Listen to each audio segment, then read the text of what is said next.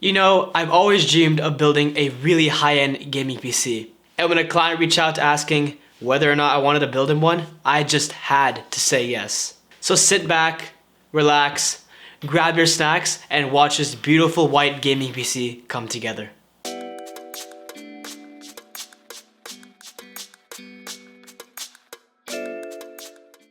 What's up guys? Welcome back to another GigaGeek. You know what? Scrap that. I've already told you enough. Let's just get straight into the part selection.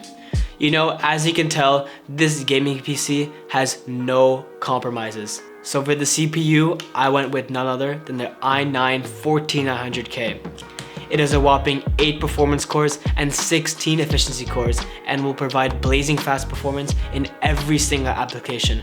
From gaming to video editing to stock trading and CAD rendering, there is no compromises with the CPU. In addition, the performance cores can go up to 6 gigahertz.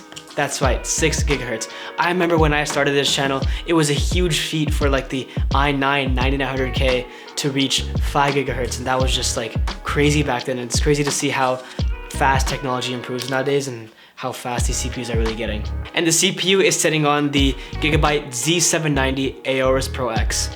The box might be a little deceiving because most white motherboards like to show off that they're white because they're in, you know, a white box, but you know, still an absolute beautiful motherboard. It comes with all the bells and whistles, but you know, we mainly chose it for its aesthetics. It's an all white motherboard with some silver accents, and it goes perfectly with the build.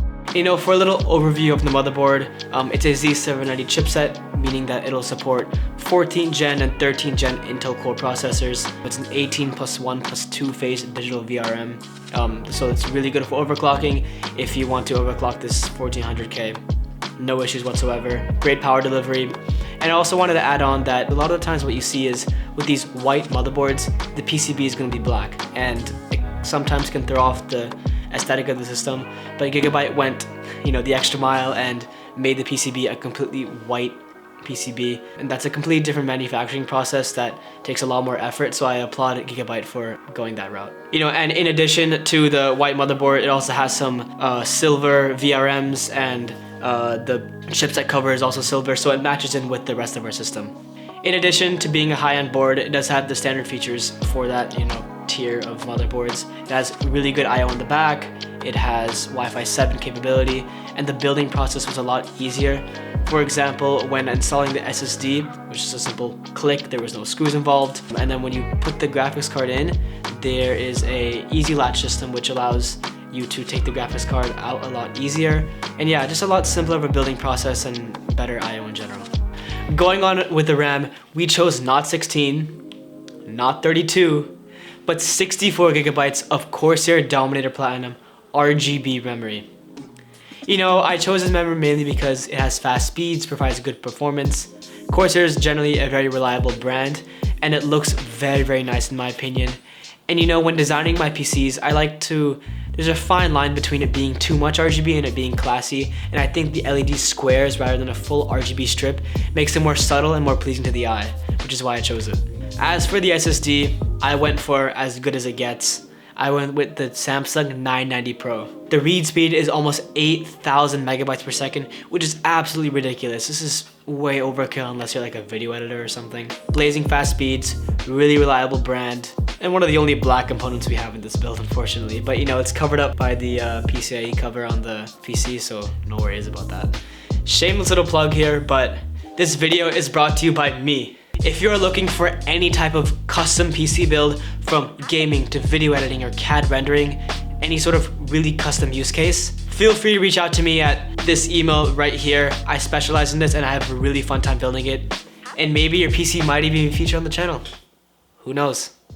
For the cooler, I went with none other than the Kraken Elite 360 RGB. Probably one of the most beautiful white coolers I've seen. It has an LCD screen so I can shamelessly put my logo on there for all of you guys to see. You know, it kind of fits into the color scheme as well. But you guys might be asking, hey Ian, why'd you put the AIO on the bottom? Since the case is a smaller form factor, it has less height for the AIO installation. So when installing the AIO, it ran into the IO cover, meaning I couldn't put it in.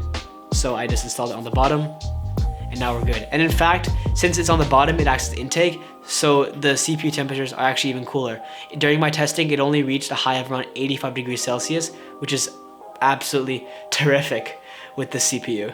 Second question you might be asking me is, hey Ian, what about the included fans with the AIO? Why not just use those? So I was going to, but instead I went with not 1, not 2, not 5, but 8 Lee Unifan SL120s. So if you've been around my channel recently, you know I absolutely love the SL series of case fans from Lee. And the reason why is because they have an RGB strip rather than the full RGB fan, and it kind of goes back to what I was saying, to keeping the build nice and clean, and having that adds a sort of sense of minimalism, which I really like with this PC. And as for the wiring, and more specifically the cables you see, I went to the cable mod configurator and designed these cables myself. I added these gray cables on the outside and the white on the inside, and to kind of balance it out, I chose these silver cable combs, so it goes along with the aesthetic of white along with the gray and silver sort of aesthetic we have going on here in the PC. Segueing to my case choice for today, I chose the Lee 011 Dynamic Mini Snow White. When starting out my channel in like the early days of it, this was my dream case. I saw a build from Gear Seekers and they did a custom water cooling with it, and I watched that video at least 20 times. It was absolutely beautiful, and I finally get to work with it today. So one of the biggest features of this case is it has really good expandability and like modularity when you can build with it. So let's say you're using a micro ATX board, you can add more clearance for the AIO. So if I were the micro ATX board, I could have put the AIO on the top. You can have a mini ITX board, and then you can have an ATX board. And this all comes in the footprint of around the height of a micro ATX case, maybe even a little bit shorter.